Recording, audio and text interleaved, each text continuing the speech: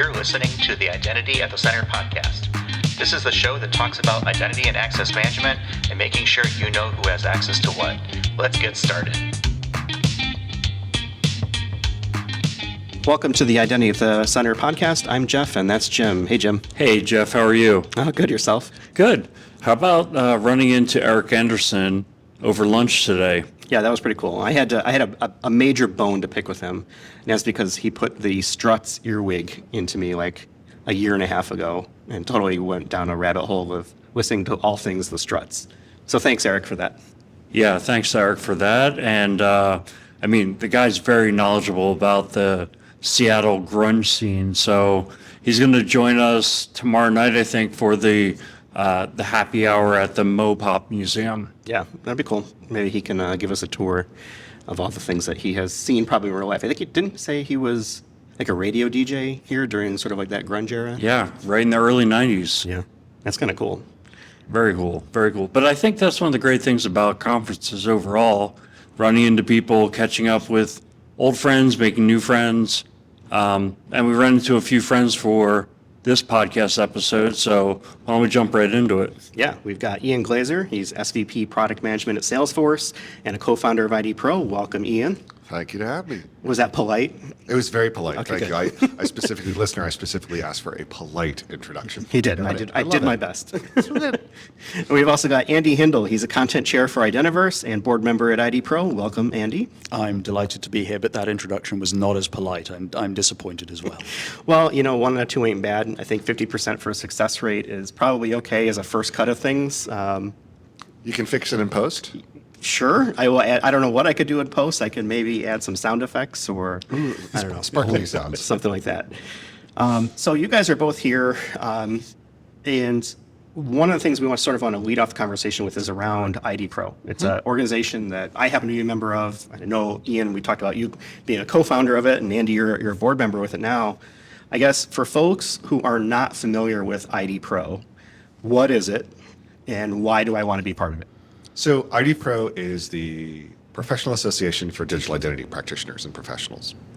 We founded it about 7 years ago, and it came from a place where I noticed that our security peers have a profession, certification, they have communities in which they can learn from, there's bodies of knowledge.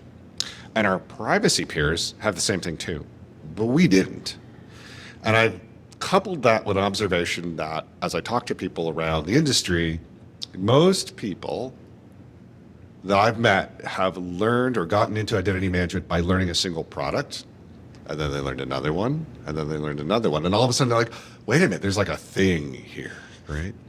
And so the desire I had was to move identity management from essentially being a dark art, one that you only learned through some weird sort of suffering process of product specific sort of implementations and challenges, into one that could become a profession, that could have a body of knowledge, it could have a community where people could give back to one another and to learn from one another. And I think if I had to pick a single reason, and Andy, you might fight me on this one, of why someone should be a member is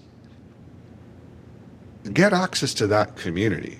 There's a lot of ways that benefits you. My day job is I'm a product manager. And I look after a team of product managers.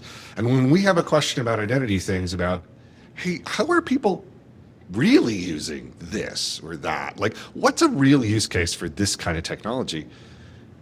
We can actually ask it in a safe space and learn from other people. I mean, I've been doing identity for some mumble number of years, and there's definitely things I still don't know, and that's good. And it's a safe space for me to ask a question, say like, do people really use this like OAuth profile?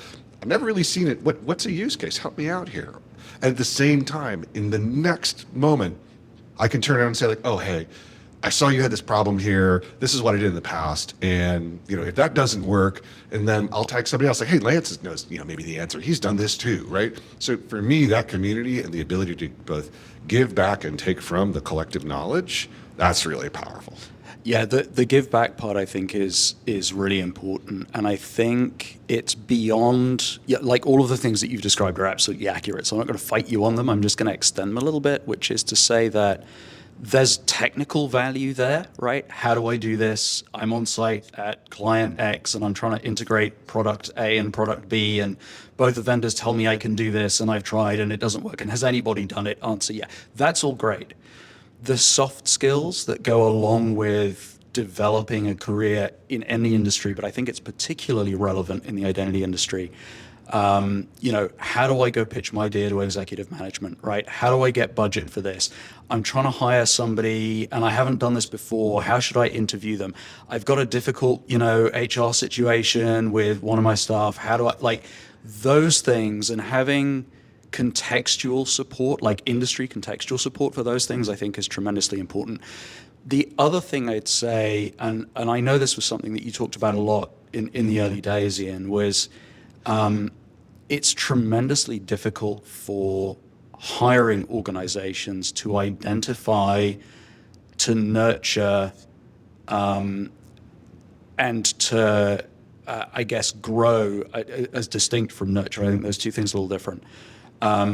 Talent in the space when there's no reference material, right? When there's nothing to go around that. And we're at a point in the industry where that's, identity is completely foundational to everything that happens in the digital world. And we need those things to be happening so that we have a body of experienced, ethically minded people to values-driven people, I should better say, to help us build stuff. I think the correct answer, though, for me was the Slack channel. I guess, Ian, from your perspective, you're probably the one that hit it closest for me was, that community, right? It's all the people who are part of it.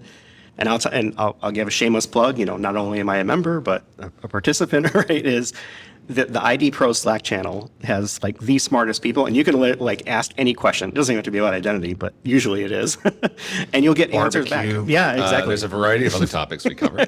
Yeah. I think there's a cat one, there's a dog one, but it is invaluable to me as someone in the identity space to be able to say, hey, has anybody seen this before? Or what are you working on? Or help me articulate this thing that I know is wrong to a customer, right? Give me another reason why. There's something, what you just said triggered a thought, which is, and I hadn't put it together until actually right now, which is, we're here at this conference. And when I was starting out, I'd go to a conference and you'd see someone like a Lori Robinson or a Darren Rawls, and you'd be like, well, I can't go talk to them. They just got off stage. I can't go talk. Are you kidding me? It's really imposing. And one of the funny things about Slack is, all you do is a sense of names and an avatar picture, right? You don't happen to know that, I'm trying to think about who I can call. Like Vittorio is who he is, unless you're really in it. And that may be someone you'd be really intimidated to go talk to. But in that space, you can be like, hey, I think you might know something about this. Could you help?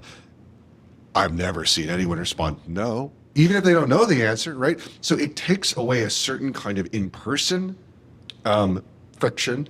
And this is one of the reasons why I did start this, was not everyone has the luxury of coming to a conference like this. Not everyone has the budget. Not everyone has the awareness of these things.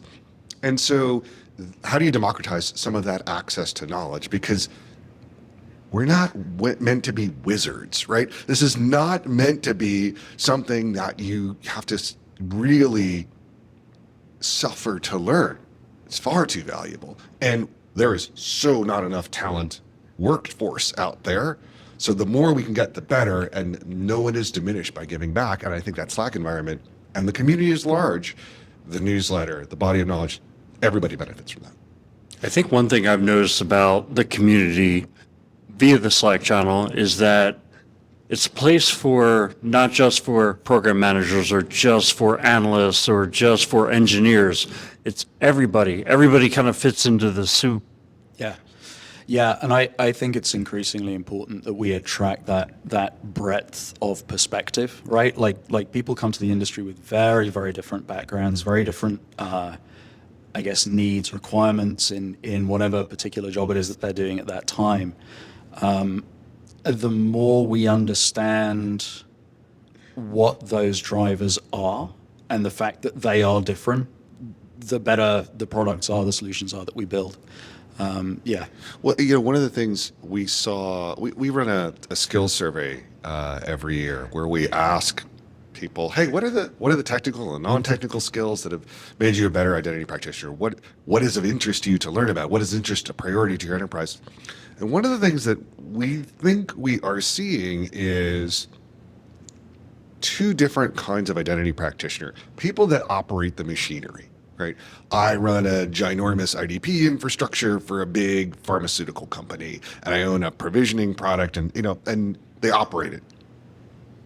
But we think we're seeing in this year's data, and it actually kind of pans out to historical, is another kind of practitioner who says, I am applying identity stuff to other problems, to privacy issues, to sort of marketing consent, to mobile applications, to API surfaces.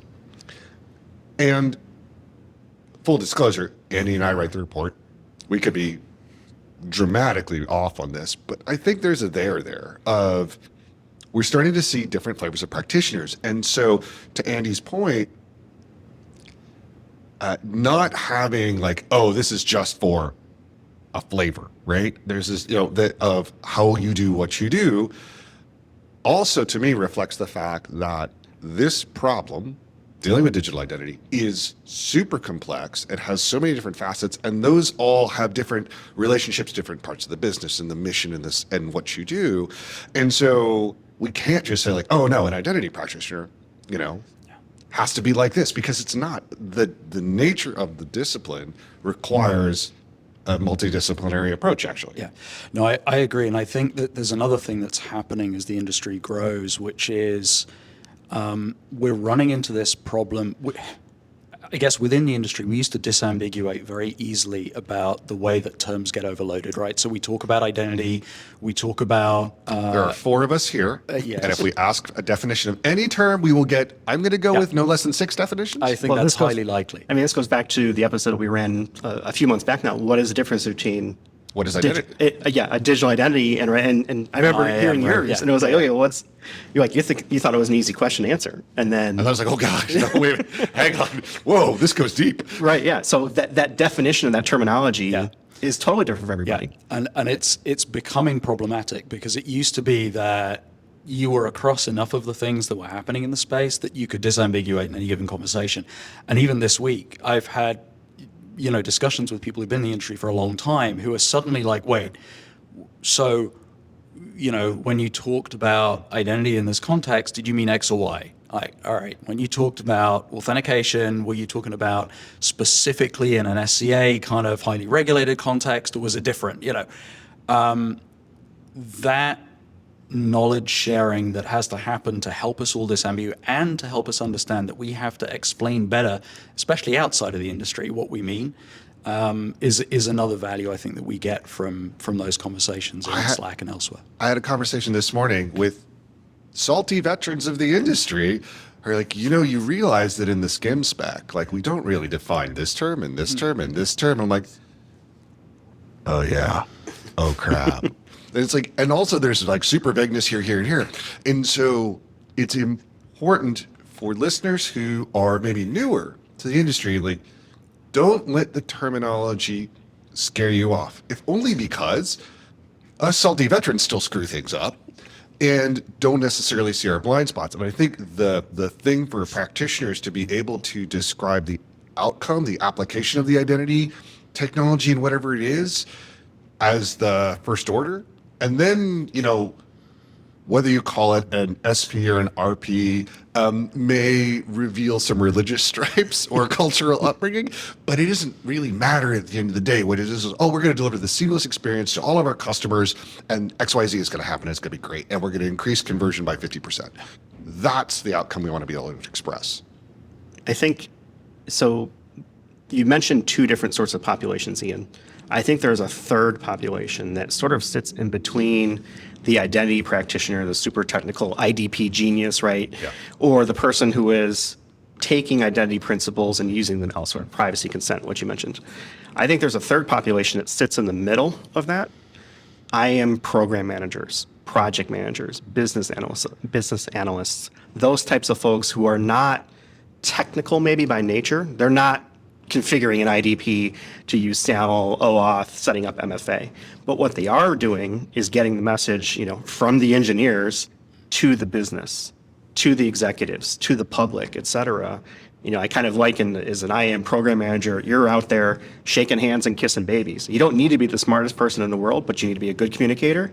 You need to be able to understand it at least and be able to communicate it to other folks out there. And I think sometimes what I see missing in a lot of organizations is what are we doing to help those folks? Because there is such a broad spread across people in the identity space. You don't need to know all the things of SCIM, right? Or all the things of OAuth or SAML or, XYZ, FIDO, right? Whatever the real thing is behind passkeys. Do you need to know how it works? It's people. Wait, there's a real thing behind passkeys? Right. What? Yeah, there's this thing, right? Passkeys is just marketing. We're all friends here. But it's that glue that, basically takes the specs from the engineers and works with the customers, right? To quote unquote office space. And of course, Oh my God, what are we being attacked by? So as just to know that this is a live recording, we are now seeing window washers attack the windows in our room here, and hopefully that doesn't cause too much of a distraction for us. Too late. Too late. But that third population is really one that concerns me because that's the population that I feel like I have the most affinity towards. I've rolled out identity platforms, of course, before, but I'm more on the business side of identity now and working with boards, other executives, soliciting and getting feedback and trying to drive the message forward.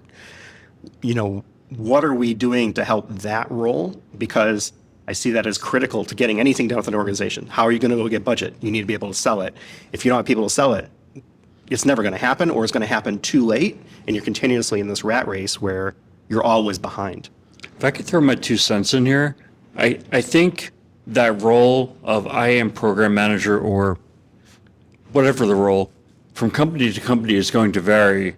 This is where I think we kind of can transition into the conversation around IDPro, which is it can help establish what that baseline of identity management, best practices, basic knowledge, and make that consistent across the industry.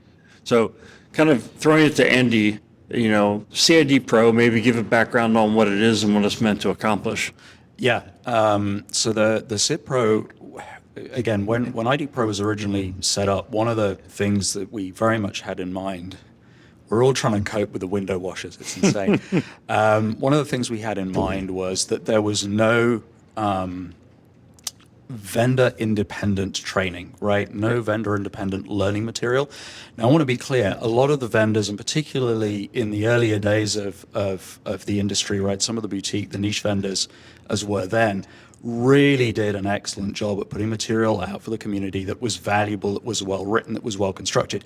It was necessarily biased, right? And I don't say that in a pejorative sense at all. It just is. It's naturally, you're going to write about your own products, right? And we learned very early on, actually, in the skills survey, supported the hypothesis that we had, that practitioners were really looking for, some independent, vendor-neutral knowledge.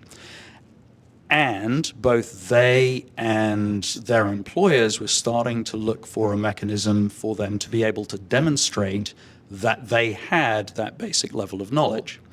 And really nothing existed in the industry at that time to do that. So we, I guess last year, right? Am I out by a year? You're off by a year. I'm out by a year, earlier this year.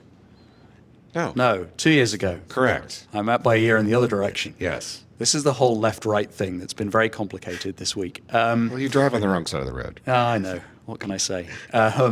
We invented driving. Now that's a look I haven't seen yet.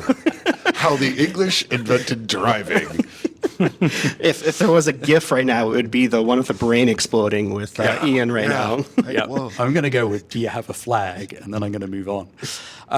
So a couple of years ago, we finally got around to building out the first version of a certification program for digital identity professionals, right? So that's what the CIDPro is.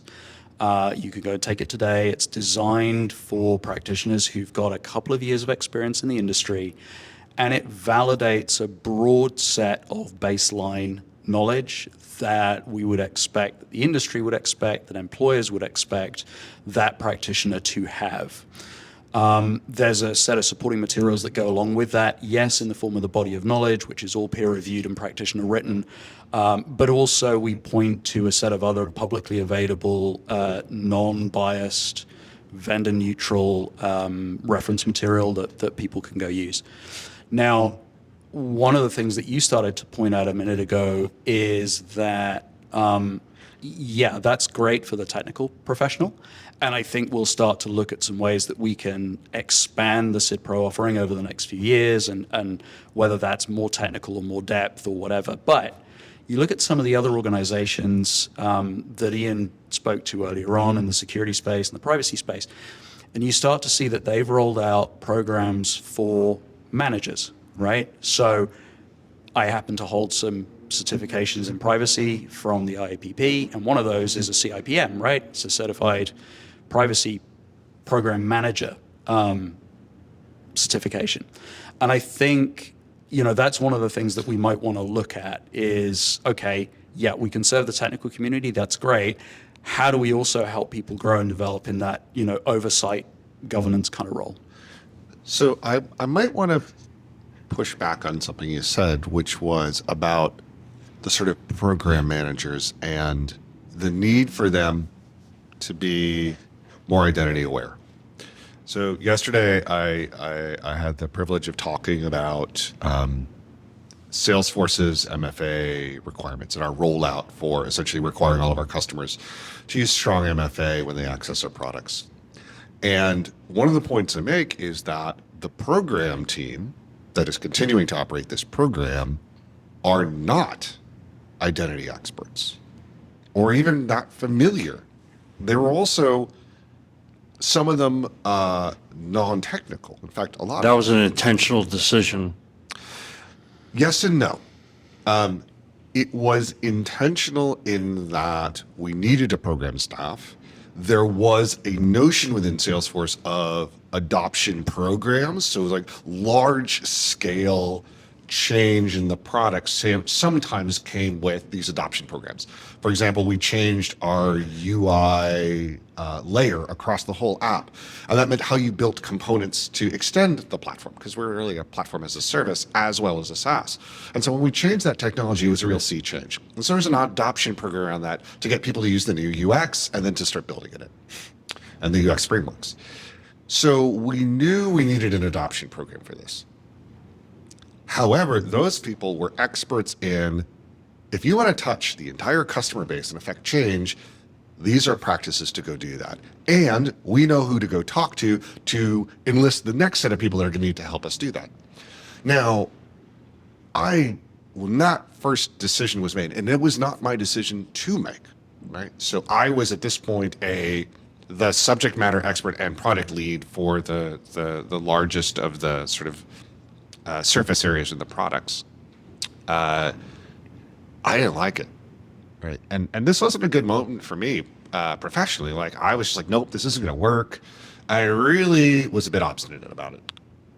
And it turns out, and the reason why I was not pleased about it was that I felt like, gosh, my folks who should be focusing on building product and figuring out roadmaps for how we're going to deliver these things are going to spend a ton of time doing Identity 101. Getting this program team up to speed, and we're not going to be doing the work. I was right in that we did spend a lot of time doing the Identity 101, but I was very much wrong in that I didn't think that was the work, but it was the work, because all of those conversations that we had with our program team, we then had to go have with our customers. Our customers are not identity practitioners. Our customers, especially their admins, are not deeply steeped in MFA. Absolutely not. Like they're just trying to complete the mission of their business. Whether they're a nonprofit, public sector, private sector, no matter what geo it is, they're just trying to get on with their day and do it as safely as possible to protect themselves and their customers' information. And so all the conversations we had internally, we replayed externally. So that was the work we needed to do. So I am of mixed minds about saying, hey, look, these big kind of identity programs, should you staff it with more identity SME types or people that really know how to make the trains run? And I think there's a healthy blend there. We backed into it, I would say. I mean, I don't want to say like there's some grand plan, but a healthy mix is really good because what you end up with is a diverse set of folks around the work that needs to be done. Or hey, this is the email blast that's going to go out. And my team looks at it and is like, yep. Oh, change that because that's not exactly how the flow works. And then the program team comes in and goes, I can't even make sense of the first sentence, let alone get to whatever the hell you just pointed at, right? And so if you didn't have that, we wouldn't have had the same response because people would be like, I literally don't know how to process what you're telling me to do. That made a lot of sense to me when you were talking about that because I thought about how many times the identity management team doesn't include non-identity people. And identity people tend to be more technical, right? And they know how to change their password and deal with all the issues that you might run into. Figure out your own problems. End users don't necessarily, even in the enterprise, especially when you're talking about customers, they can be very low tech folks. So yeah, that really made a lot of sense to me. Yeah, and it's interesting. This has come up a lot actually in the context of this week, right? So a number of the things we've seen presented have been around some of the new passwordless, the passkeys, those kinds of things, and the challenge of effectively retraining a global user base in how not to use a password, which is what we've been training them to do for the last 30, 40, 50 years, is an interesting one. And you can see from a lot of the work that's been presented this week that people have been thinking about that more from but very much in a how do we bake that in at the technical design level rather than having to come back around later and say, okay, we made this thing. Let me explain how it works, right? Because it's very difficult to do that. So I agree with you. And I think we have to be very mindful of the non-technical end user that we're trying to enable. So really relevant to this week. I believe what you say is true. However, here's the challenge. Passkeys, things like that, passwordless in general. But specific to passkeys, the good work that people like Apple and Google and Microsoft are doing to facilitate the common operating systems, the common browsers to support this is amazing. But there's an interesting rub, and it's gonna sort of chafe us as an industry for about 18 months to maybe 3 years, depending on how things go, which is while Google and Apple and Microsoft can document like, hey, this is the passkey experience, the responsibility is going to fall on those who adopt the technology to actually explain it in the context of their customers or their citizens or their students. And those people are not necessarily in the place to do that. I don't have an infinite supply of doc writers. I don't have an infinite supply of these UX things. And it's hard for me to say, oh, well, this is what you're going to see on this device with this browser. And if you change the browser, it's going to look slightly different. It's going to look like this. I know there's still work to be done there. So I do think a challenge of, yes, we as identity practitioners need to be far more cognizant about explaining these technologies to non-identity folk. There's also another order of that, which is to say, I think we have to also start giving our customers, those of us who provide identity technologies, giving our customers language to talk about this with their customers. Yeah, that's a fair point.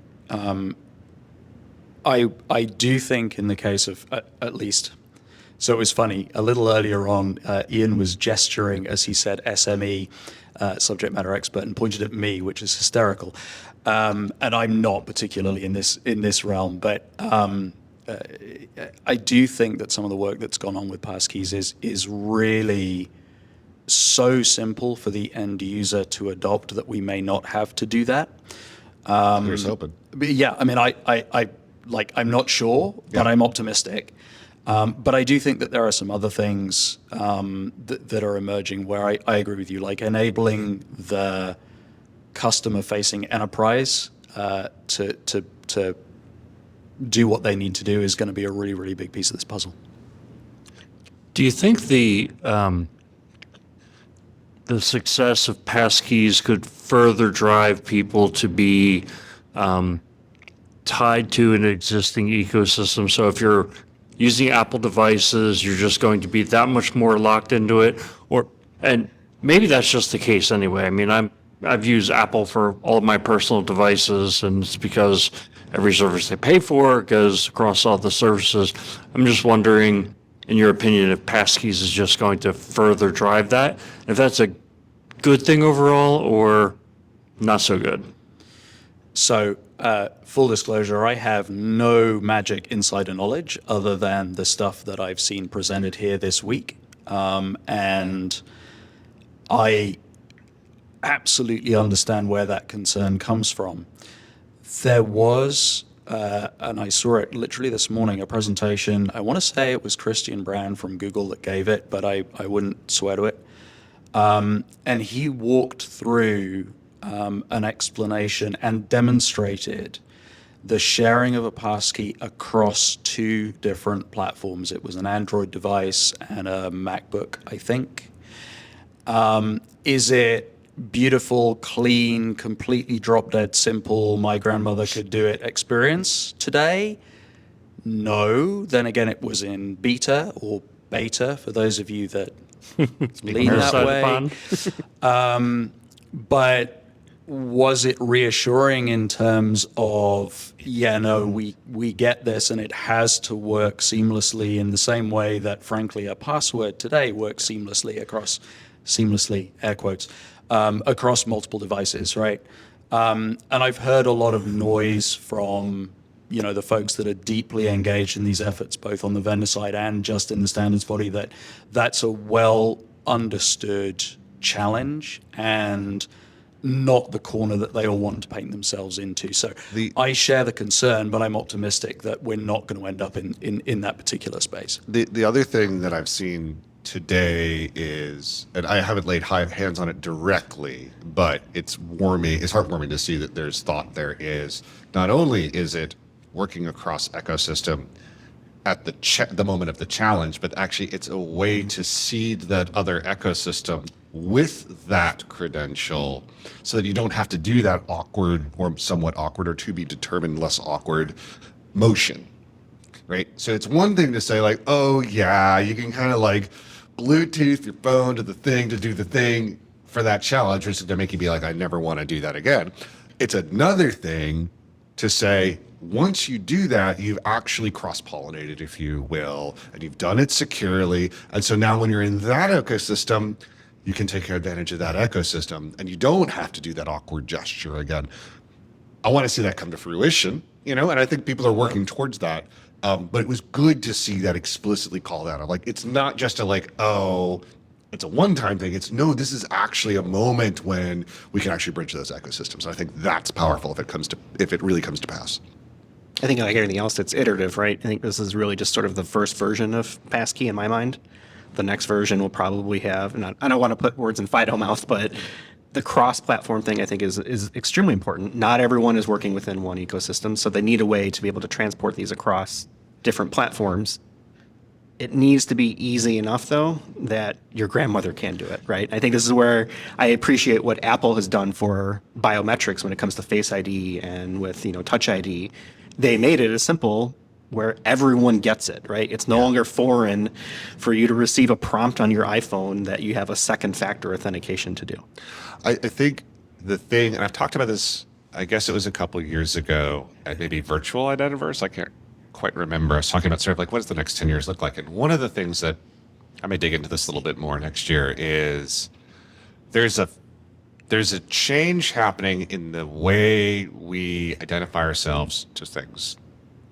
That ceremony is now inconsistent because it's in transition, right? For a time, it was, there's a box here. What goes there? Username. There's a box here. What goes there? Password. 2 boxes. There should only be 2 boxes. And then Eric at Google is like, what if there was one box and like everyone lost their You're damn crazy, man. minds? Flash forward, Apple has done what they've done with biometrics. Google has done what they've done in Android. And now the way I get to things is replete, right? There's all of these different ways to do this. And then you get huffy when you're like, smart TV, it's me. I want the app, that app. No, not that app. That app. Right. No, I don't want to enter my password there. Please don't make me enter my password there because it's like 65 characters. It's going to take all week and the show will be over. So the fight is on right now. Sorry, that's not the right word. The transition is on right now of what are those new ceremonies? Is there one to rule them all? Is there multiple? That is causing unease. It's causing unease in us as practitioners. And so I think there's a knee-jerk reaction that says, oh, that implementation of passkey is not perfect. Well, of course not. Things are still in motion, but the next couple of years are going to be, I think, uncomfortable because there won't be one ceremony. And because of that, that means if you're rolling out services to citizens, to students, to customers, you're going to need to accommodate for that, or at least explain that. And when you're dealing with your parents, you're going to be like, okay, what device are you on? All right, yeah, that one? Okay, so this is what's going to happen. We'll get through it, but I think us practitioners, especially roaming the halls, there's some of us who are like, oh boy, yeah, that's going to be a thing, but I know that where we're going is going to be better than the two-box experience. But if we're constantly in this state of change, when do you jump in and bite the bullet and say, okay, I'm along for the ride? If we know that there's going to be a next version of something, right? When do I jump in the water? You might not have a choice because the ways in which you're accessing those services, the designers of those systems, the vendors of those technologies are going to make decisions. And good, bad, or indifferent, you're kind of along for the ride in some ways. And that's not necessarily a good thing. And it is important to note, it may not work for everybody, right? There are still going to be plenty of challenges of different populations in different use cases, in different geographies, where passkey isn't the right thing. That's okay too. We just have to acknowledge it. Like, there is going to be no one, probably, most likely, not going to be one ring to rule them all. But losing sight of the fact, right? If forgetting the fact that, yes, well, this addresses Western population to the tune of 80, 90%. Hey, great. But it doesn't work well in a multi-device, mobile-only sub-Saharan Africa scenario. We lose sight of that, then we get in trouble, right? This is why things like what the Women in Identities study of inclusive, I'm going to get the name wrong. Yeah, me too. Diversity and inclusive, no, it's not. The inclusivity study they did about essentially why it's imperative that you have diverse groups building identity solutions is because without those voices and those eyes on things, you're going to miss things. And identity things, especially when it comes to how you prove your citizenship, how you express your citizenship, how you express your legal personhood, are so crucial that we've got to always keep that in sight. Yeah, and I think to come back to the original question there, but from the implementer side rather than the user side, right? So this is one of those things we look at in the skills survey in terms of asking practitioners, what are you interested in learning and working on over the next 3 years? And practitioners, what are your enterprises looking at and working on over the next 3 years? And we typically see an interesting gap in those answers, right? Like consistently year over year, there's a gap between those things, right? The things that practitioners are interested in, not necessarily the same things that enterprises are interested in. Now, some of that's probably natural, but I think my sense is that as with all of these new things that come up, right, practitioners are going to be interested in understanding what they are, taking that back and thinking about the project or enterprise or business or sectoral context that they operate in and saying, right, this is either a thing that we're definitely going to need to do at some point, we just got to figure out how and when, or B, watching brief, let's wait and see where it goes. My sense is, to Ian's point, this is probably one of those things where it's going to happen. It's really now going to be a case of working out, okay, how and when for the given user communities that I serve. Some of the edge cases that Ian talks about are not edge cases.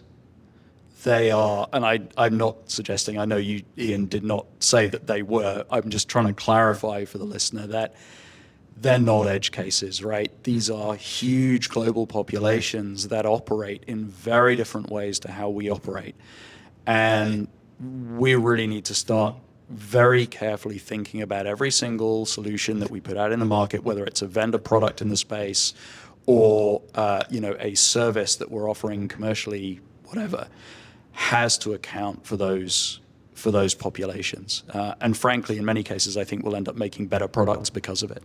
From a skills survey standpoint, was there anything else that jumped out as far as, you mentioned this gap between what individuals want to learn versus what really organizations should be focusing on, or at least what those individuals think their organization is focusing on, which I think is probably where the distinction I would like to draw it in is because I think about it from a board perspective as part of an organization, right? Or the C-suite or executives, whatever, group is making decisions.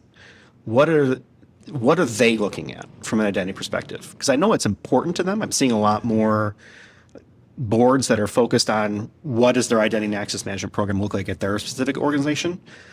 But if I went and asked, a bunch of CISOs, something like passkeys would not even be listed. It would be like something else. It would be like, oh, we need to do IGA or access reviews, or we need to get MFA in place, right? They're not thinking about it in those very specific terms. They're thinking it more at a macro level and saying we need to be better at knowing who has access to what.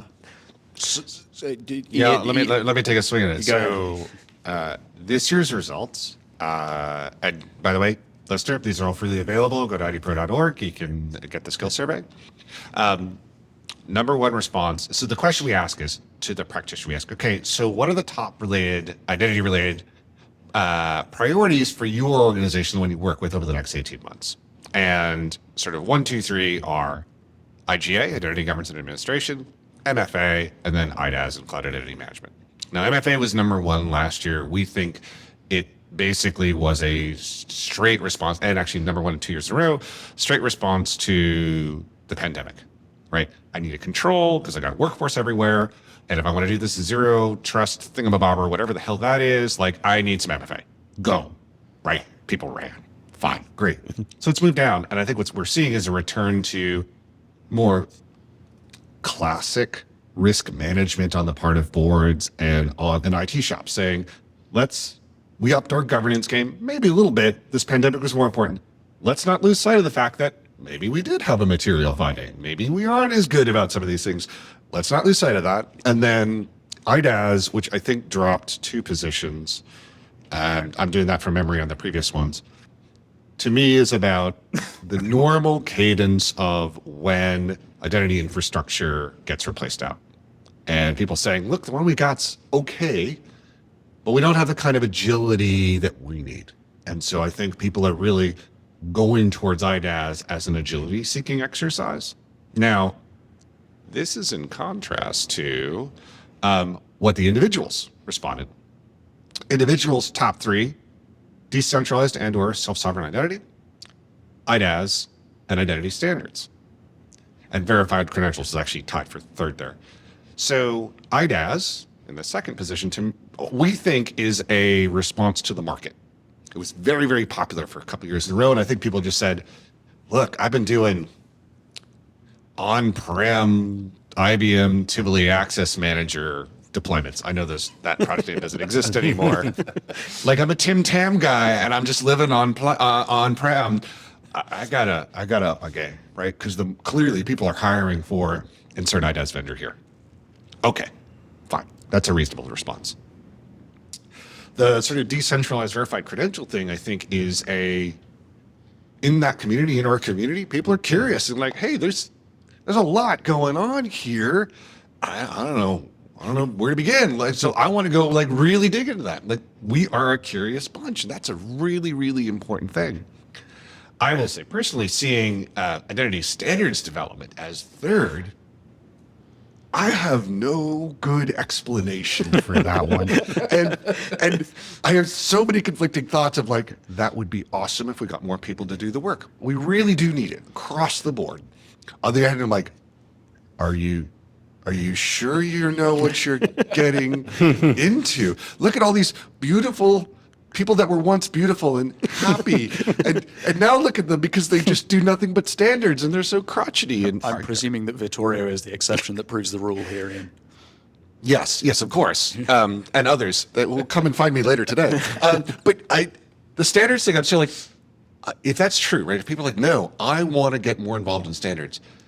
That represents an amazing opportunity to bring those diverse use cases back into bodies that maybe didn't have the most diverse representation when we were building those standards. That's what we need, right? We need the next generation of people who are going to work on those things. The next generation of Identity who don't even know we don't even know who they are yet. Maybe they don't know themselves. Don't know who they are, probably aren't even in the industry yet, and may come at this from a really, really different background and perspective, right? I mean, and I hope that that's true, because that'll say a lot of good things about, how things are developing. So case in point, last week I was taking some folks on my team through some things I would be doing with our SCIM implementation.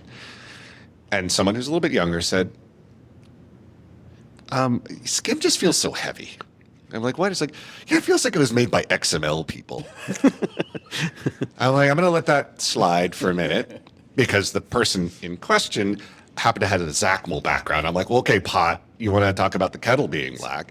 But then we were I doing feel like the ghost of Eve was probably like, yeah, she's like, that's not cool, not cool. But then in SCIM, you can filter for attributes, and basically it's just straight up LDAP. And he's like, see, look, and those are like LDAP people in there. I'm like, God, you're not wrong. But there was that moment of like, whoa, I've been sitting way too close to this to not even like see that or find it funny. I can now with a little time and alcohol.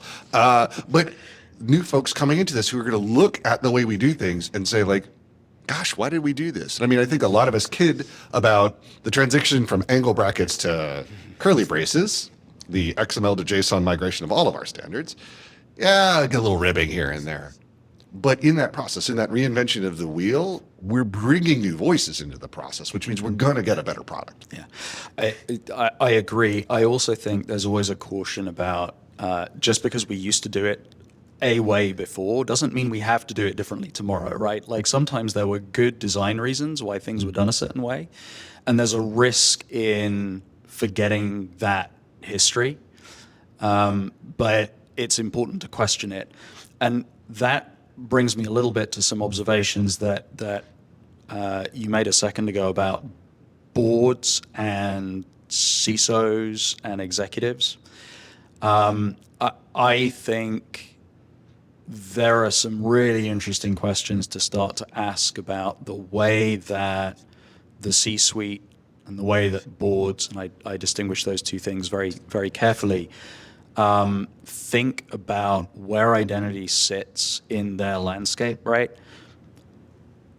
Generally speaking, historically, I think it's been something that typically sits in the security realm, right? It tends to be more about risk mitigation, compliance, security things. I think we're getting to a point where the question boards particularly need to be asking is, how is this enabling our strategy for the next N years? And yeah, how is it helping us mitigate some of the risks around that strategy? But those are business risks, not technical risks, not compliance risks. If we don't do this, our top line business objectives, we're not going to hit them, right? I don't see boards asking that question, and it's high time that they should. Mm-hmm. They may not be aware of those questions. Undoubtedly, yeah. Right? I mean, there's a massive education exercise to do that. In the same way that the privacy industry had to go through this. Now, they were helped by regulation, frankly. But, the shift from there was no privacy representation on the board at all to every board has a DPO, right? Mm-hmm. Was extremely rapid. Mm-hmm.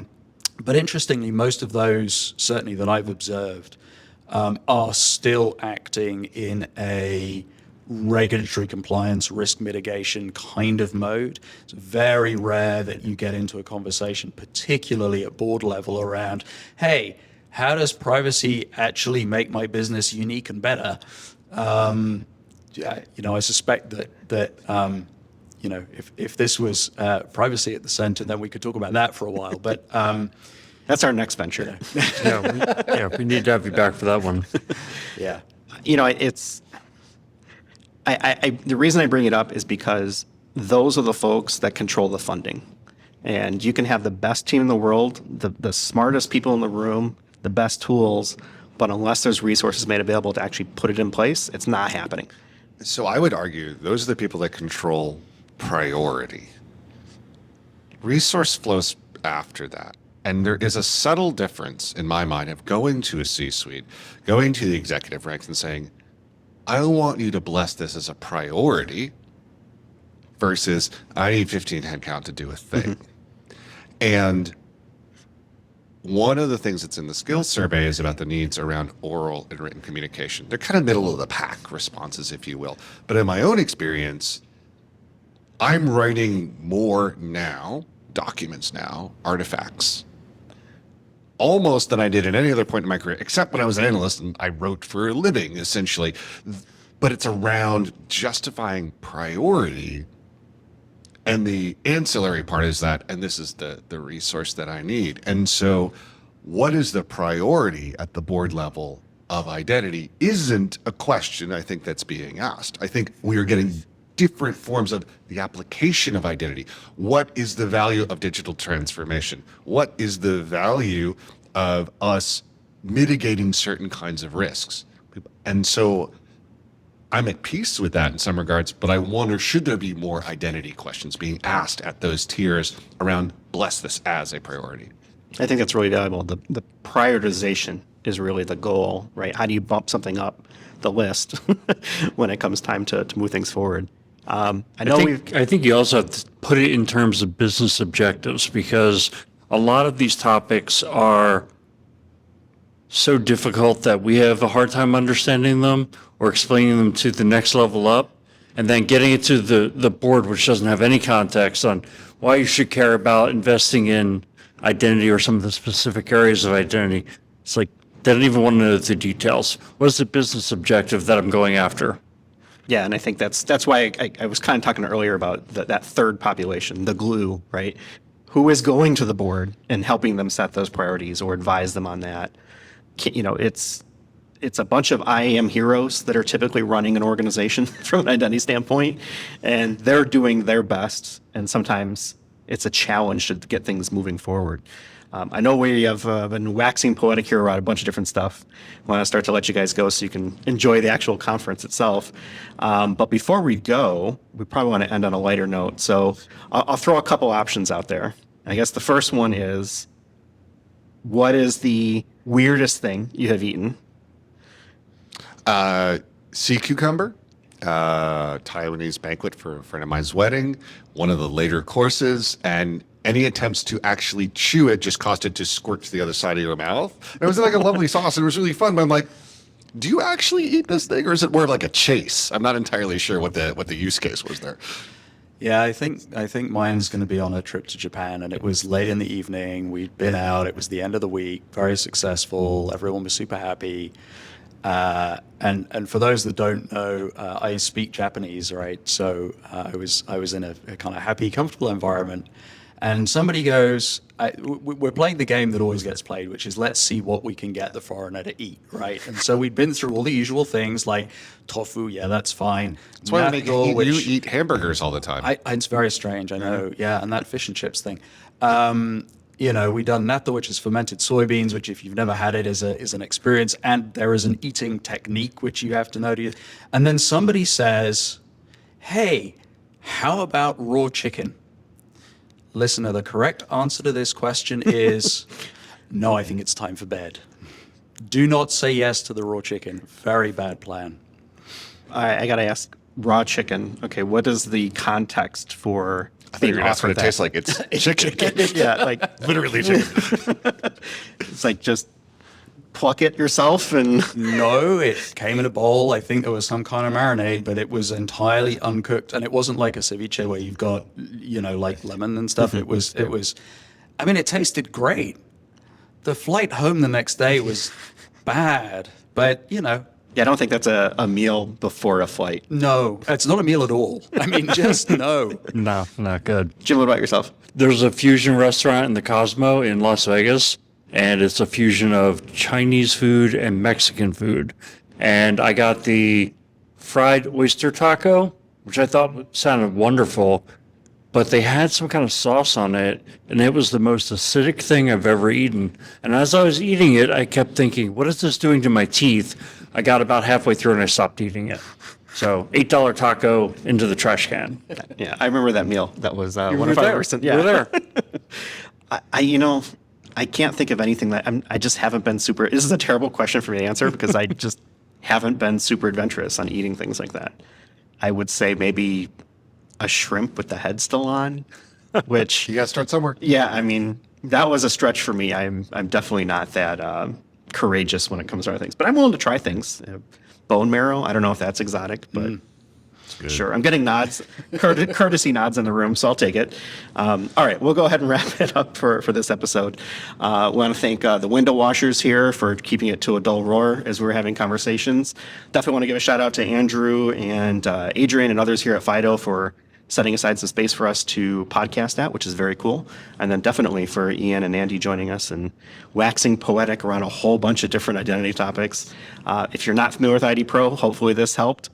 I'm definitely a big believer of the mission of it, idpro.org. Go out, join. The membership fee for just the Slack channel alone is worth it. So totally would encourage that. So with that, we'll go ahead and leave it for this week. You can find us on the web, identityatthecenter.com. We're on Twitter at IDAC Podcast, and we'll talk with everyone in the next one. Thanks for listening to the Identity at the Center podcast. If you like what you heard, don't forget to subscribe and visit us on the web at identityatthecenter.com.